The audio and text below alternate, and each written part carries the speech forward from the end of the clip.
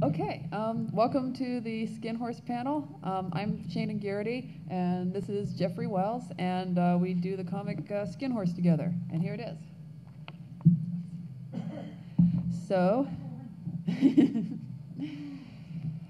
so I guess we should get started by talking a little bit about the comic and how it came to be, and then we can take questions from the audience. So, yeah, so the story of how Skin Horse happened. I started it. I had previously done a daily comic strip called Narbonic, which ran for about 6 years. And thank you.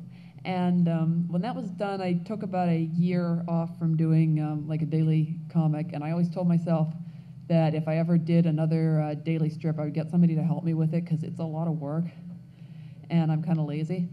So about a year after I'd finished Narbonic, I got an idea for another strip that I wanted to do, and it was about government agents. And Jeff is a government agent, and he's also a very good writer. And I'd wanted to work with him on a project for a while because I was jealous of his writing talents. So I contacted him and I said, I have this idea. It's about the X-Files, if they were an underfunded civil service agency dedicated to helping the monsters. And I had this core cast of characters that I wanted to do, and I asked Jeff if he wanted to work with me on it. And so Jeff, then what happened? Okay, so as I have since the year 2002, I was a regular and avid reader of Narbonic, sort of totally geeked out over it. And so the first time I reading Narbonic, I just felt like I got to do something. I got to do something.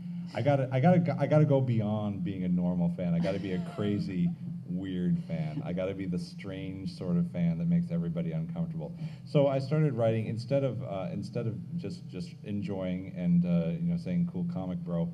I started crafting a fan fiction, a really long, elaborate fan fiction involving the character of Artie from Narbonic, who is my favorite character in Narbonic.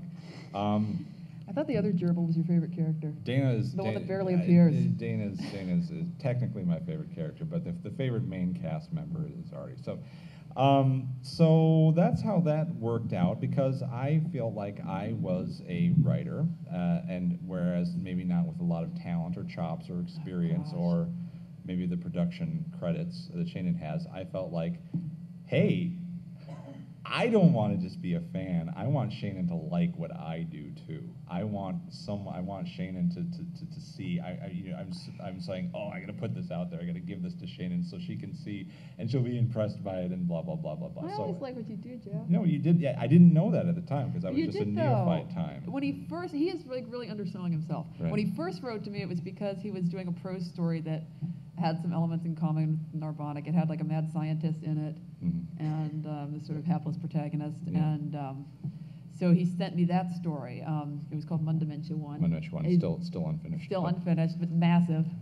And he has serialized online, and I liked that. I was into that. So and then you wrote me the fan fiction. Buoyed by her positive praise, I wrote a very long fan fiction, and Shannon she subsequently illuminated and serialized the fan fiction for Sunday guest appearances in Narbonic, and that was cool. And so I was like, yay! And so that's one step of the coolness factor. And then a man called Stan Taylor started running a prototype D20 modern game, role-playing game, involving some of the Narbonic themes, and see if we can make something out of that. Nothing really ever came of it in a formal sense, but we had a good play test with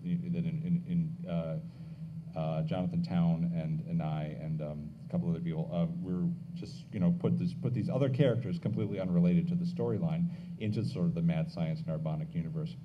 And we had fun. It was great. Shannon played a part as well as an evil supercomputer in that role-playing game. And so that was cool. So that was fun. But then when Shannon sort of did this storyline where there's like a mad science convention, where all these mad scientists got together, she not only get a guest spot from the mad scientist from Mundimentia 1, Phoebe Dimsdale, put her in there and actually featured these characters that we had created for this role-playing game in this Mad Science convention. And so that was like, we had the Sunday stuff, and that's cool. But it's like now Sunday was always sort of like non-canon, and it was like, yeah. So it's like I was, it's like, oh great, so she's like actually canonized one of my characters. That's pretty cool. I recently reread that online role-playing game. It was pretty good. It was not bad. You wrote some good stuff for that one. You wrote like these great fantasy sequences for these Troy Donahue themed fantasy sequences. They were really good. Yeah, they're very touching. The mad scientist, just to give some differentiation, the mad scientist was a crazy 1950s themed mad scientist who had the enormous crush on the actor Troy Donahue, that you may not know from a summer place. But anyway, so that's my progression. My progression is like, okay, yeah, all right. So she's actually canonized a character I did, and it's actually appeared in the serial, and that's really cool. And then I started like meddling in the canonicity of Narbonic. I started suggesting like matches that like Mel should get together with Caliban. Yeah. Well, see, yeah, because I was like bouncing ideas off of him. Right, and I thought they would make a good match because Mel is completely evil and psychotic, and Caliban's a demon from hell. But he's a nice demon. But a nice demon. But it was, it was kind of like that thing. I've been doing this a lot today. I don't know. It means any number of things when I do that. So that was cool. It's like I'm saying, and that's when I started getting this thing where it's like saying, well, this is cool, but step back a moment. Now I'm getting my grubby little paws all over the thing I had a fandom of. And so, but I was still excited about it. It was great. So, so Narbonic ends. It comes to this crashing, glorious conclusion. And a year later, Shannon throws Skinhorse in my lap and says, "Hey, can you do something with that?" And I'm like, it's like, this is the last step. It's like, okay, great. Now we finally merged. In one, it's like, yes, this is ascended fanboy. It's like I'm actually being invited to collaborate with the person and making what is now revealed as the actual sequel to Narbonic when it wasn't necessarily clear before, because we kind of wanted to stand on its own merits rather than just being Narbonic 2, because it is a very different story. It's just set in the same universe. So there's that, and at the same time, I'm going like, I can't possibly do that. I cannot conceivably, I do not have the confidence to direct this. You had ideas right away. But I had ideas you right away. Immediately started writing stuff. That was the saving grace, is that whenever I have a story idea, I just kind of, it doesn't sort of listen to my doubt. Sometimes it just kind of goes for it. You wrote the whole first week of the strip. So that's what happened. So I sat down, and as Shannon drops these characters in this basic introduction in my lap, I wrote a prose piece that was sort of fleshed out, sort of some prototype version of the characters that, in some cases, were very different from the characters as they appear today. But it's sort of nevertheless, it was sort of like a can I do these characters? And the answer is yes. But I'd never actually scripted a comic before, except for one time when I scripted the bonus. That was actually a step I missed in my ascension. I actually scripted a bonus story for volume 4 or 5, volume 5 of Narbonic. So, but that was my first experience in actually even writing a comic strip in the first place. So it's always been a learning experience for me. Nevertheless, I thought this was too good to pass up, so I started writing comic strips. It's been elusive, so I was like, I just say, can I do a sample storyline involving these characters in comic format? Did that, and I submitted it to Shannon, and Shannon liked it enough that it actually became the very first opening strips of Narbonic, which is the Cowardly Lion arc, with Leo the Cowardly Lion, and. Obviously, the very title of Cowardly Lion is very evocative because, obviously, you all know this, but of course, if you're familiar with this strip at all, everybody is sort of like an analog to somebody from a children's book, largely drawn upon from the Oz books by L. Frank Baum. They seem blissfully unaware of this. No one comments on their similarities to the core works. I'm not going to say that they don't exist in the world, but nobody seems to notice it, which is kind of interesting. But yeah, so we always sort of have that to draw on. It's sort of just kind of looking at another children's story from a different angle, sort of a very, very extremely distorted lens about what this would be like in sort of modern day conspiracy heavy X-Files sort of slash office comedy environment. That's kind of weird. That's kind of weird. So, Yeah. so that's how it started. Yeah, every storyline does have a like a patron children's book to Right. it. Yes. On that, what about the helicopter guy? Nick. Okay, that we're coming to that. Actually, that was Nick and Dr. Lee were not part of the original. Those were Jeff's characters. They're not part of the original cast. Tiger Lily Jones. That was one of mine. Tiger Lily Jones was part of the original cast. We waited 2 years to bring her in, but she was in fact part of the original cast. And in fact, probably the very first Sunday strip we draw, which was a sketch of Tip, was also a sketch of Tiger Lily Jones, and you could just barely see her foot in one corner. Yeah, of the I cut panel. it out. Like the first little sketch that I put up on a Sunday, I had to cut Tiger Lily out. So that's technically Tiger Lily's first appearance is the very first Sunday is her foot there. But so we planned that was planned far in advance. But Nick and Dr. Lee were a later addition for the I Can Fly, the I Can Fly arc, which I had just sorry. What? Yeah, I think after the first couple storylines, we both had the idea that we needed to have some sort of pilot character because the characters were just getting around in like Tip's car, Right, and they're supposed to serve like the entire United States. Yeah, it's not super secret. Yeah, in the previous story, so actually in the I Can Fly storyline, they have to go out to like Nevada and they have to drive the whole way. It's pretty inconvenient. Right, and it was starting to stretch credibility. Yeah, so the story go ahead. is that I had just finished watching the movie Stealth, which is a horrible movie. It's a very, very, very bad film about a super weapon, remote controlled, sort of completely independently computer operated jet plane that goes absolutely berserk and starts killing people. It turns evil. It turns evil and starts killing people, and the U.S. government says, "No, we must stop this. We'll bring in Jamie Foxx and something like that." And it occurred to me is that I was looking at this movie and I'm saying, it just because I'm sort of I have leftist sensibilities, I'm saying, well, that's weird. I think the government would be saying, yeah, great, this thing can kill even better. So I pondered the idea of a military intelligence that violates its programming to be not a military intelligence, which I thought was a greater violation of what it was, rather than the military saying, okay, we want you to kill things, but just not that much, which is kind of what the movie Stealth is like. But it's sort of like this reversal about this military intelligence that just out and out refuses to be a military intelligence. It has pacifistic tendencies, does not actually want to hurt or kill anyone. It was not actually a human brain and tank originally. It was an actual computer. Yeah, AI, I wanted to do an AI, and you wanted to do a brain in a jar. Yeah, and you were right. Right, brain in a jar was nice. You were totally right. Because it gives it allows us to pull the rug out of an unsuspecting human victim and to say that they've been living a virtual reality lie for several years. He doesn't care. Didn't really care all that much in the end, but which I thought was nice because again, with going with like the Matrix and everybody is going, it's like, all I've done, all I can see in front of me is a lie. And then Nick is like, I like the idea of a character who would say, so? I mean, it's a table. I sit around and play video games. Does it matter? There's so many things I like about Nick. I like his virtual life is like only marginally less shitty than his real life, but he's still pretty happy with it. And I like that he's angry about everything in the world except like the one thing he should be angry about, which is the government kidnapped him and stole his brain. He's not mad about that. He's mad about everything else in the world.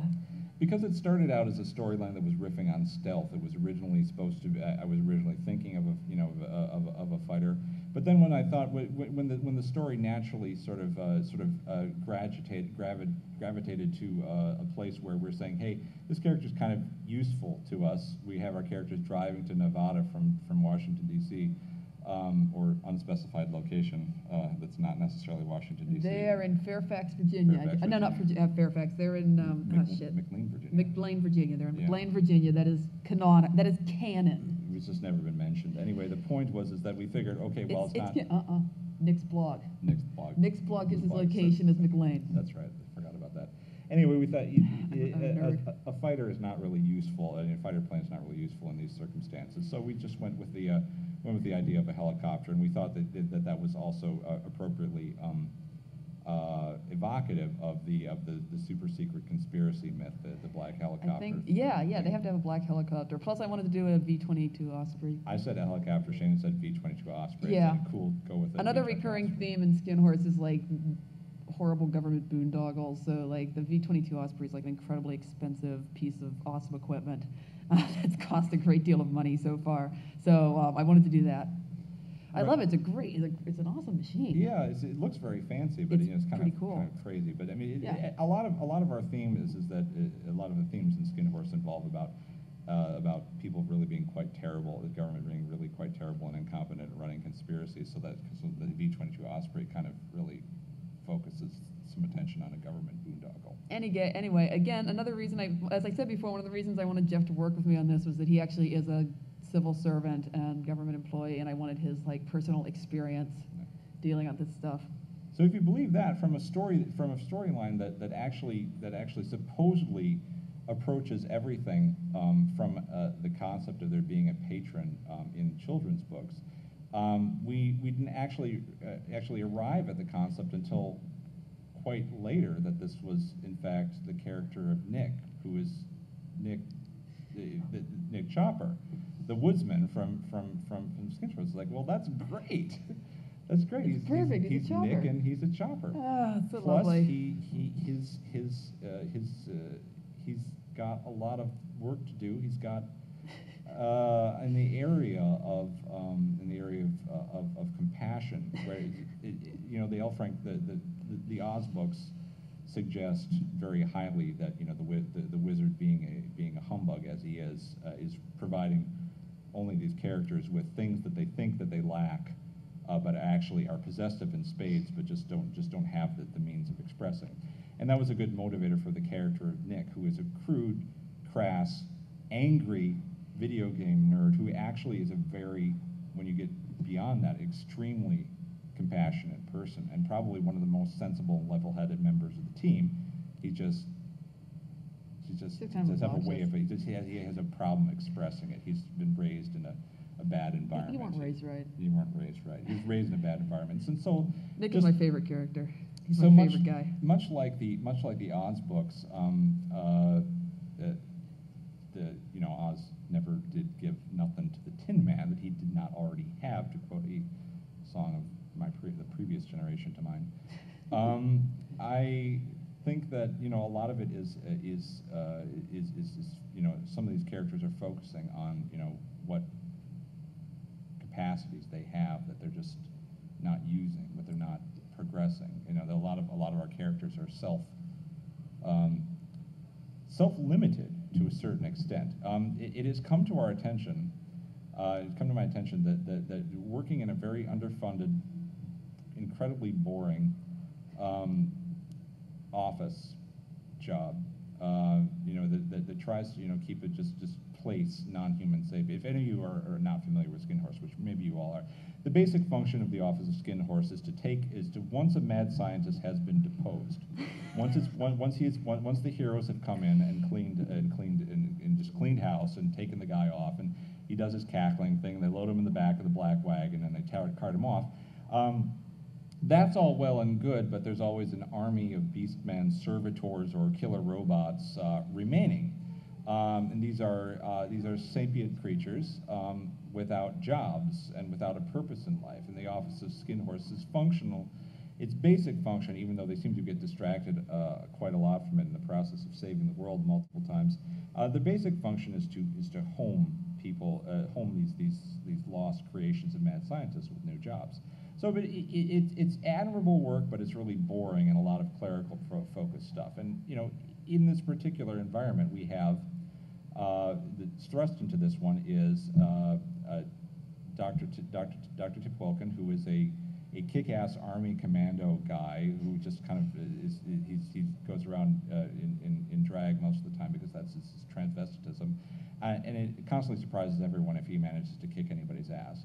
There's Unity, who they're constantly trying to haul back. from being, just this person who can basically take out a helicopter by herself. Sweetheart, who's a Canadian genetically engineered battle dog with super regenerating capacity. Which basically never comes up. Right. It comes up in as much as I like to abuse Sweetheart, and it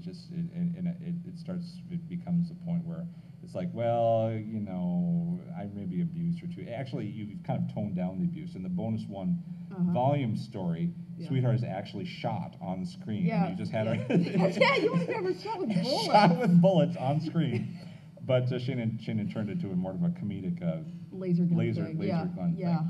I just had her fried with a laser gun, which is so much more Right. sensitive. And we have Mustachio the Thinconium, who presents the front of being a Victorian genteel android robot, yeah. with a fondness for tea and popcorn, but is actually once again has the capacity for great destruction, as is actually unleashed at one point in time, when even despite the fact that he has no arms and no legs and is bolted to the floor, almost manages to set off a nuclear device that destroys the city. Yeah, but he's since become even more powerful in that he has tiny little arms. tiny They little get tiny arms. little T-Rex arms. And Gavad, who is a swarm of stinging bees. The point is that all of these people have the capacity to hand your butt to you, but they never use it. They're always this restrained. They're always like held back constantly from just kind of like just running amok, being let loose. And I think that's a theme we're dealing with. The skin horse is obviously, if you're not familiar with it, but it is an allusion to Marjorie Williams' The Velveteen Rabbit, where a lot of attention is paid as to what actually makes a non-human creature, what actually makes them real. And so far, we've been very slowly touching on this concept, slowly but surely, and hopefully will continue to do so in the past. And that's to say, what is your real self? What is Sweetheart? Is she really a Canadian genetically engineered battle dog, or is she really a paperwork-obsessed, fussy little thing who likes TV dinners and soap operas? And maybe it's some of both. You know what I mean? But I mean, it's just the question of how these people are moving from, to a certain extent, in each of their own cases, a position of being abstracted from themselves and not real, as it were, to a point of greater reality as characters. I'm glad you put this much thought into it, because I mostly just do dick jokes. Yeah, she likes penis jokes. I do. I specifically wrote out a penis joke that you wrote back in. Wait, which one was it? That was the penis bones in volume 2. Oh, the penis bone. Yeah, well, yeah, I have a dog penis joke. Penis jokes. Actually, that was two penis jokes in that thing. It was the penis bone and the coital knot thing. Yes. It's a werewolf Dog thing. penises are hilarious. It's a werewolf thing, and Tip has to deal with being He does infected not with personally have to deal with it. Or at least deal as with far it as being we know. infected with lycanthropy. Yes, not deal with the dog sex. But they keep bringing up. Sweetheart keeps bringing up dog sex. She keeps bringing up horrible things. Horrible things. She is, to a certain extent, a small extent, obsessed a little bit about Dr. Wilkins' sex life for reasons that are slowly becoming clear. She's sort of sexually repressed. Right. She's Yeah. sort of sexually repressed. Yeah. So that's where we're at. And so actually, rounding this back to a point where we're getting about 20 minutes ago, I thought that this would be the character of Nick Serhawker, and the character of Doc. I thought we needed someone on the inside to see. We have the hapless but generally good-natured conspiracy nuts. Not conspiracy nuts. They're a conspiracy. They're not the nuts. They're the people who are actually they're doing the thing.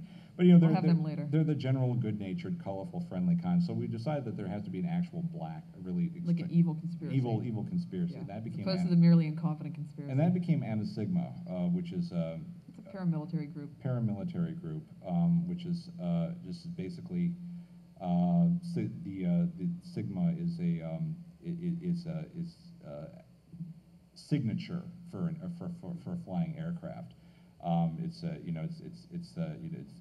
a measure of how noticeable something is. And Anna Sigma It just very loosely evocative of the concept of being without trace, which on a sigma. Organ sigma, yeah. So that's where that comes from, and now you know something that most people don't. So we thought it would be good to have an actual by the books Black Ops government agency to handle some things in the storyline and for being antagonists to a certain degree. And at the same time, it felt kind of ridiculous to just introduce this completely shadowy Black Ops thing without actually having some kind of a face to hang it on. And so I was thinking, I had in my mind, I was thinking about the X-Files episodes of Dreamland. I don't know if you're familiar with the X-Files episode Dreamland. Wait, is that the body swap episode? There's a body swap episode, Yeah. but It's not the best body swap but episode, more though. importantly, other than before that, everybody, all the conspiracy had been sort of been embodied by incredibly serious British actors who were sort of sitting around a table and or Canadian actors in the case of Cigarette Smoking Man. Sitting around a table making these odd, weird pronouncements, and they had no names. They were just all described functionally in the script, and nobody ever talked to them about it. And that was, all well and good, but after 6 seasons, that gets a little old. And so in this, X-Files is kind of whatever point you think it goes off the rails is your own opinion.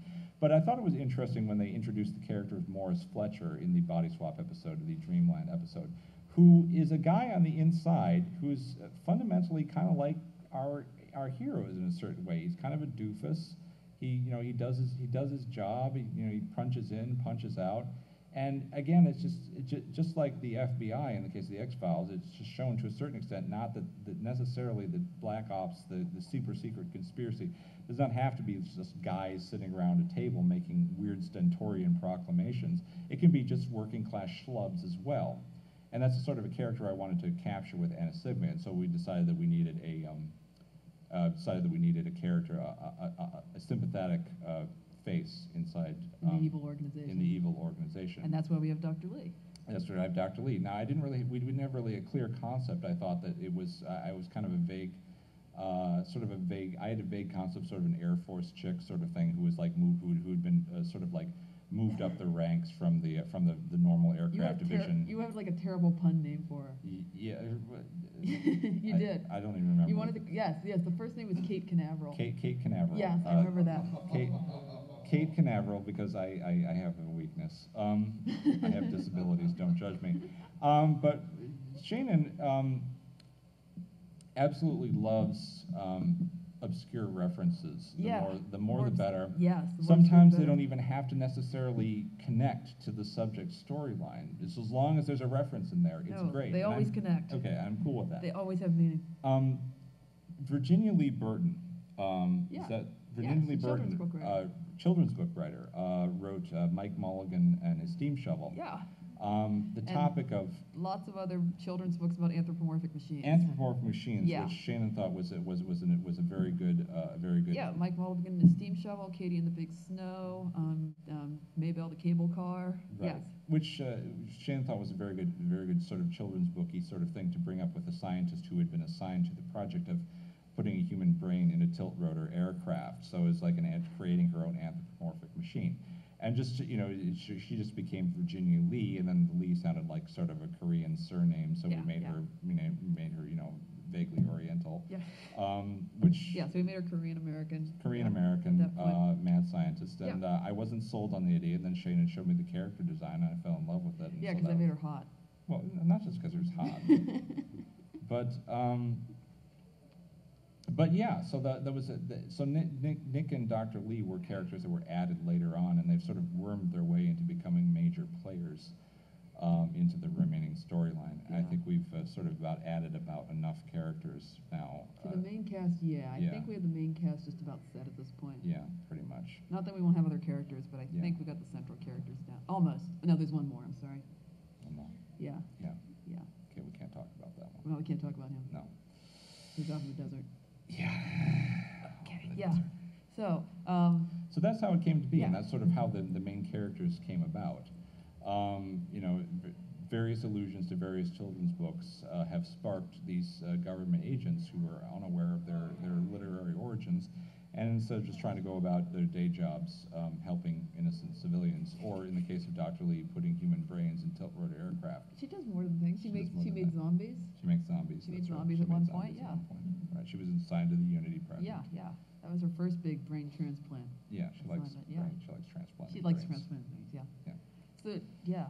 I guess at this point, does anyone have any questions? 'Cause we have gone on for quite a bit. Yeah? I guess I have a question. My understanding is that Narbonic was sort of scripted start to finish, Mhm. where it start, middle, and end.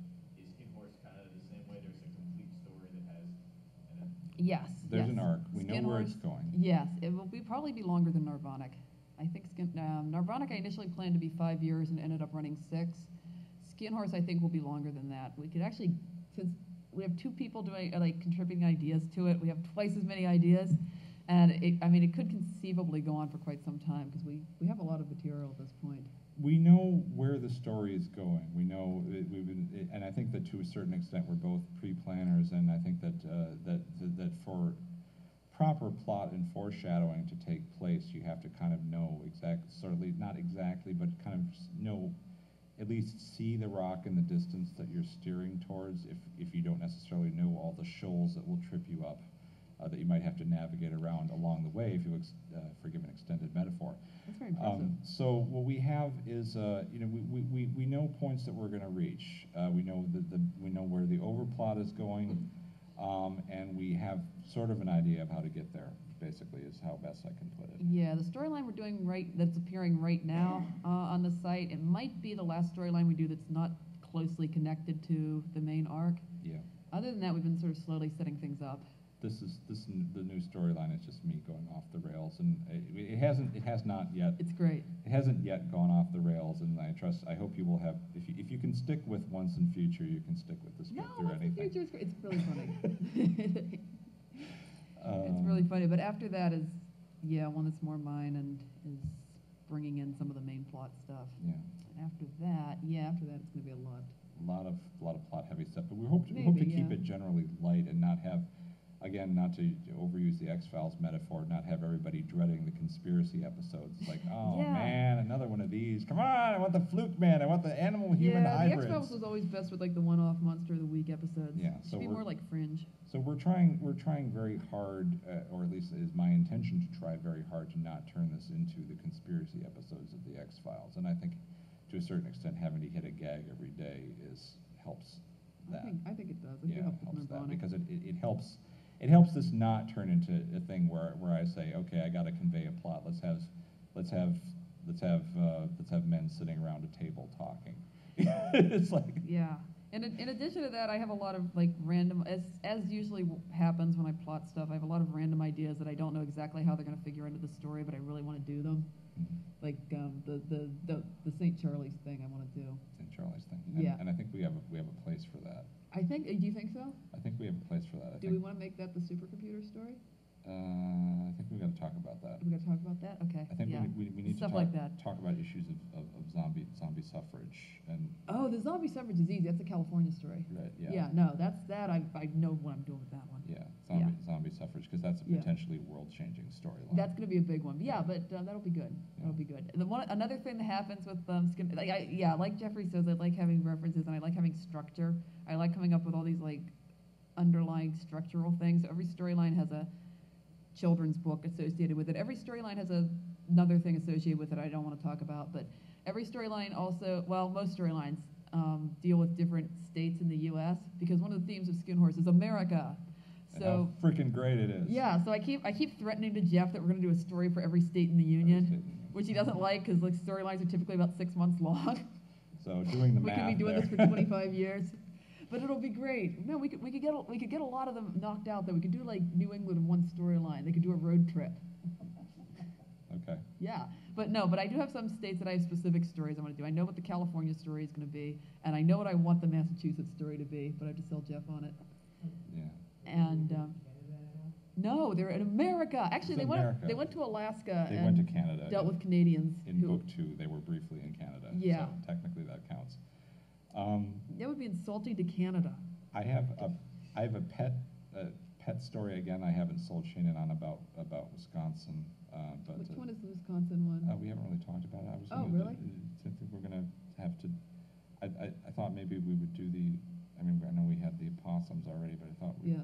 do the, something in the Dells, something with the Forevertron. Yeah, maybe. no, I know you want to do a Do- Forevertron one. yeah, Just give me, Forevertron just story. shoot me a Forevertron story, because I'd love to do the Forevertron. I think it's, Or the Dells. I think it's. Or the House on the Rock. Yeah, well, Wisconsin has so many great things. Wisconsin's full of great kitschy things. Jeff is from Wisconsin, Yeah. so like he's the expert in Wisconsin. Yeah. And yeah, the current story is going to involve Idaho, so that'll get Idaho out. Get of the way. Idaho out of the way, because I'll be damned if I can figure out anything else to do with Idaho. I so have drawn to the be- bossest Idaho. You've drawn the though. boss's Idaho. Well, it's yeah, and Small potato. yeah, no, in our yes, in Jeff's version, Idaho is a dramatic landscape of soaring mountains and valleys and, That is completely fictional. and castles and fortresses. Yeah, fortresses. it's pretty good. Sweetheart makes the theory that Idaho is the most boring state in the union. And it turns out she's very, very wrong. No, it turns out it's awesome. Right. It's awesome over there. But it's got this sort of this Lord of the Rings Yeah. thing going on. Yeah. So it's, I don't 'Cause know. nobody knows because they haven't been to Idaho. Like I said, just me going off the rails. Yeah, if you haven't been to Idaho, which you probably haven't, you won't know whether it's factually accurate or not. That's what I count on, is people being ignorant, because I'm ignorant, so. I'm from Ohio and I've never been to Idaho. We already did the Ohio storyline. Yeah. Already. You two are bursting with ideas. How do you Yeah. keep engaged in the current storyline without getting bored of pacing? I let Jeff do it. You want to jump into the next thing. I do a lot of that. Yeah, I let Jeff do it. I write story. I like, as Jeff will attest, I write stuff completely out of order. So like whenever I get an idea, because I'm very focused on the gags basically, on the jokes. So when I get an idea, thank you, Jeff. So when I get an idea for a joke, I like draw that strip regardless of where it goes in the story, and I just have this big folder stuffed with all of the upcoming strips, which may or may not actually get used. So I kind of just jump all over the place. I did the same thing with Narbonic. And Jeff is a lot better at sitting down and like building a story out of it. Thank and you. he's generous, and he's right on target too. He's very punctual. I'll try to be. He's really good about like churning up the One of my scripts. one of my positions from my ascended fanboy position is that Shannon's Narbonic was not unique, but certainly special and interesting in the history of webcomics, in as much as it churned out on a fairly rock-solid update schedule. You had never, in fact, once missed a daily update in the course of 6 years. I missed really. a Sunday. You missed one, okay, a Sunday, but that was non-canon, not non-canonical. Yeah. Well, the Sundays were non-canon guest materials, and so I'm not counting the Sunday slip because that Yeah. wasn't actually a strip in the series.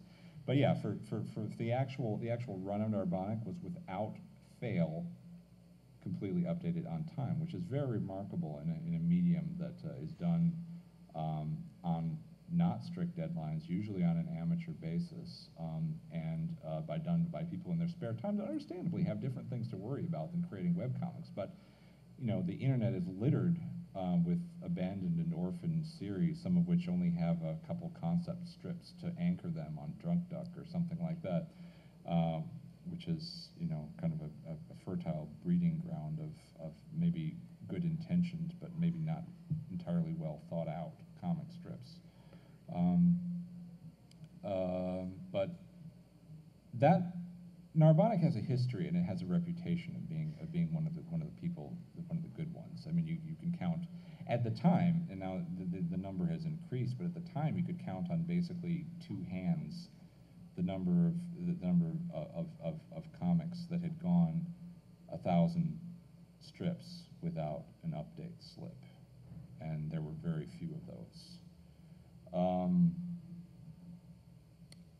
As a fan of Shannon's, I remain paranoid about breaking this streak with Skinhorse. I'm very, very edgy about that. I do not want. Skinhorse is a project that's very special to me. I do not want to see it turned into one of my stories where I just let it go and don't ever update it forever. Because it's a project that's very close to my heart because of all the reasons elucidated earlier, and also because I've got a reputation to keep. So I don't want to be the guy who fucks this up. Not to use. So I'm trying to keep on top of that in terms of my scripting. I'm so far I've done all right Yeah, it's been great. for a complete rank amateur Damn in the straight. field. So Yeah, we haven't missed a deadline. so far, hopefully, God willing, and fair winds will continue. So Yeah, we got a good buffer right now. We're doing pretty well. working on it. Although he's giving me a lot of hard stuff to draw right now, so I'm slowing down. I give a lot of hard stuff to draw just by my very nature. The things that inspire me, the things that leap naturally to mind are very difficult to The draw. tiny castle bit out of office supplies was really Tiny bad. castle built out of office supplies, very difficult. She will not let me forget this. I don't- yeah. But I have to trust that this is done in jest, because in all seriousness, I did offer to her at one point in time to say, okay, Shannon, give me a list of things that are easy to draw, and I will make an Cave. entire storyline Cave- based on caves are easy to draw things. And I meant it, because I feel bad about this, because I am a putz as far as that goes. I'm saying, oh yes. No, it's a challenge. It's a challenge. Yes, I Developing want my you to draw a powers. fortress in the mountains of Idaho that Yeah. was reminiscent of Minas Tirith and It is Peter exactly Jackson's what he Lord of the Rings said. novels, with many turrets and spires. 100% true. Yes, with many turrets inspired was in the instructions. Many turrets and spires. But I've drawn it. A turret and spire is a very difficult thing to draw. Actually, it's easy to draw. Okay, well, the point is that The castle part is hard. I throw a lot of crap at Shannon. She's very okay. she's very patient and very good natured about me throwing crap at her. As far It's as that okay. I goes. just copied stuff out of the Narnia books. Yeah. Okay. Well, that's cool then. But I try to behave. I try to not. At the same time as I have things like talking animals and castles and things like that that are difficult to draw, I try fundamentally to be a good co-author. I try to put stage directions. I try to think visually. I try to make sure that when a panel is scripted out, because writing a comic is very different from writing in sort of an understatement of the year thing. It's very different from writing prose as writing a comic panel. It's like you have to, the way things go, you have to sort of you have to really match a line to an action. In a single panel, however many words it has in it, can only have one mood for the characters, or else we get some really, really, really strange things. I mean, a character can't, in the middle of a panel, it looks very strange. It would look very odd to have a character switch moods, I try not to fall into those kind of pitfalls. Yeah, you can't do that in one panel. Right, because you can't have somebody go from upset to delighted in the course of a single panel. It just doesn't work that way. It's impossible to draw, except for with some very bizarre. There's no good workaround. No good workaround for that. So I try to be good, despite the fact that I'm an amateur at this. I try to keep the confines of the genre in mind, is what I'm trying to say, while maybe perhaps being a little more liberal about the ease or not ease of things to draw. And I like to think that maybe that would be the learning how to draw a castle while expanding Shannon's artistic horizons is maybe not so difficult as telling you to make someone go from dismayed to surprised in a single panel. Well, And I don't think I've that's done just that. wrong. It's just wrong. And I Yeah, think that's just not the done thing. yeah, I think I've tried to steer away from that, which I'm proud of, actually. So. Does anybody else have questions? Let's see, how much time do we have left, Jeff?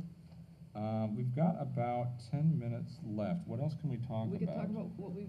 Yes. You've had Artie show up. Yeah. In Sketchbook. Are you going to have any of the other Narbonic characters? There's actually another Narbonic character that already appeared before Artie, and it just flew under everybody's radar because we intended it to be that way. Wait, which time? This machine triumvirate. Remember we talked about The that? what? The machine. Oh, triumvirate. yeah, you're right. Actually, there's a couple. There's Yeah. a couple. There's a couple characters that Have been mentioned. Before it was actually revealed that Narbonic directly preceded and was in fact the same universe as Skinhorse, a couple characters who have been mentioned or offhandedly referenced in Narbonic have shown up in Skinhorse to nobody's notice whatsoever, Yeah. which is exactly what we wanted, because we didn't really we're not going, ha ha ha, you didn't notice this. It really was impossible to notice. But Yeah, well, the machine union in Skinhorse is the same as in Narbonic. machine union and skin horse is the same as in Narbonic, and at a point in time when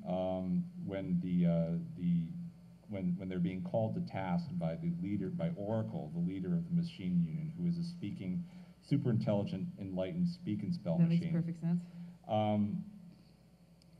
There was the concept that the triumvirate was consisted of a speak and spell machine, a speak and read machine, and a speak and math machine. Yeah, yeah. But the speak and read machine was out sick that day, so for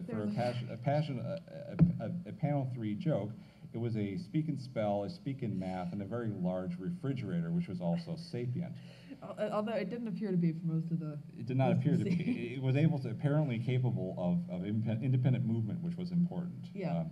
Because in fact, It eventually talks and freaks everybody out. in fact, the sapient refrigerator is the property, the erstwhile property of Lupin Madblood, who at the point when which Dave is applying for, in an analog to the alfalfa delivery man scenario, Lupin Madblood. You should be a real Narbonic nerd for any of this to make sense.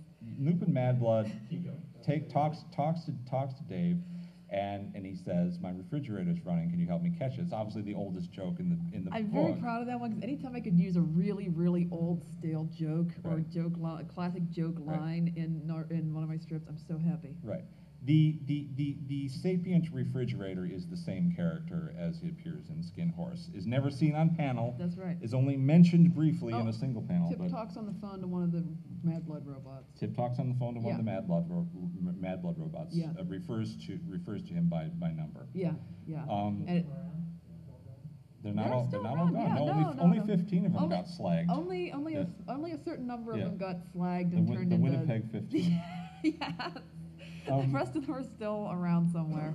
The Tip talks when Tip is on the phone with the machine union trying to square things over and Yeah, it goes yeah. horribly wrong, and they like to put a fatwa, a blood feud out on, Yeah, yeah. on the agents of Project Skin Horse. That's right.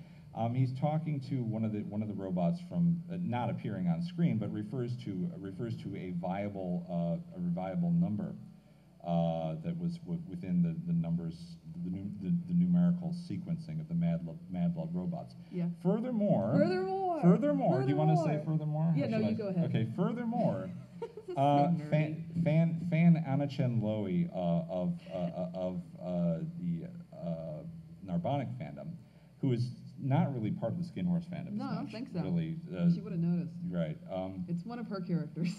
It's one of her characters in an expanded universe Narbonic fan fiction. She creates one where one of the Narbonic, one of the Mad Blood androids wants to experience its feminine side and kind of gets itself slagged and remade at some point in time into sort of a girl. It's like this sort of fashion conscious android. Yeah. Right. So Yeah. Selah, but that was Selah's original designation, Yes, and so.